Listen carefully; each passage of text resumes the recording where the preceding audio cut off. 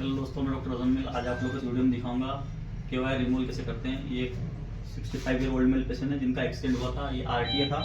RTA के साथ साथ इनका 5th फेलेंजस फ्रैक्चर था और नियर ट्रॉमेटिक एम्पुटेट था। ये देख लीजिए, यहाँ से आप लोग देख सकते हैं। बेटा क्लोज लेकर आओ। इनका जो 5th फिंगर है ये नियर 5th फिंगर ट्रॉमेटिक एम्पुटेट था। यहाँ से हाथ बिल्कुल इनका अलग हो चुका था। जब ऑपरेट किए थे इनका हम 2 महीने पहले, उस टाइम इसे रिपेयर किए थे, हाथ को फ्लिप कवर किए थे, साथ में KY लगाए थे। KY पेशेंट को इसलिए लगाया जाता है जब भी कोई हाथ की या पैर की उंगली फ्रैक्चर होती है तो उसमें KY लगाया जाता है। KY एक तरह का तार होता है जिसे ऑर्थोपेडिक टर्म में हम K-वायर बोलते हैं। इस तार को, इस वायर को, पेशेंट को हमने फिंगर में KY लगाया था। इस पेशेंट को 2 KY लगाए गए, एक एंटर साइड से, एक पोस्टर साइड से, देख सकते हैं आप लोग।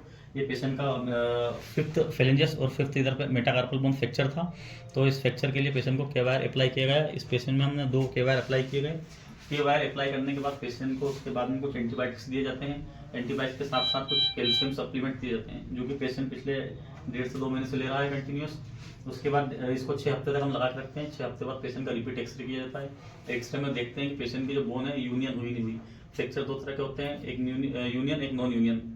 नॉन यूनियन का मतलब फ्रैक्चर, पेशेंट का फ्रैक्चर हो जाता है, उसके बाद कोई ऑपरेशन होता है।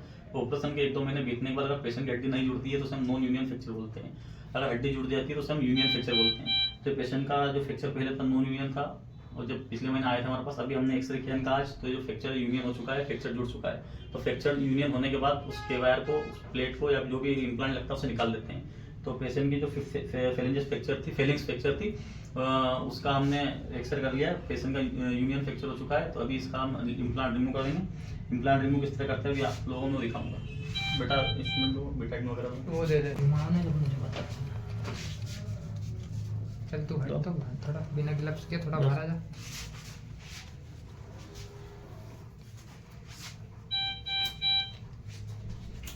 अरे बीबी ना पल्स ले रहा स्टलियम दो, बेटा डस्टबिन का स्टलियम।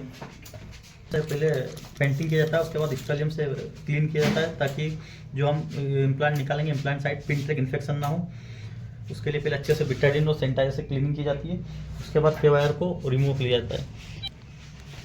निकालते हैं इसे, एनेस्थीसिया देके निकालते हैं। पेशेंट को हम थोड़ा दे चुके हैं। उसके बाद ये प्लायर, ऑर्थोपेडिक प्लायर होता है, कुछ इस तरह का दिखाई देता है। प्लायर की हेल्प से इम्प्लांट को निकाला जाता है धीरे धीरे, इस तरह से स्लोली इसको क्लॉक और एंटी क्लॉकवाइज राउंड किया जाता है, घुमाया जाता है।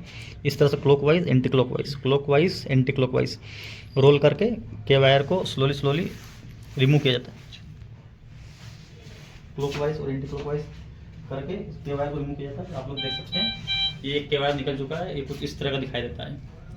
एक तार होता है, ऑर्थोपेडिक टर्म में से हम KY बोलते हैं। इसको यहाँ रखना तो इसको लगाए पेशेंट को वो निकालेंगे, क्लॉक और एंटी क्लॉकवाइज रोल करके इस तरह से। ये देख सकते हैं आप, बहुत छोटा काम होता है ये, पर इसमें पेशेंट को अगर एनेस्थीसिया नहीं देंगे तो पेन हो सकता है। तो पेशेंट को इसको निकालने से पहले एनेस्थीसिया दिया जाता है और कुछ इस तरह से इसे निकाला जाता है।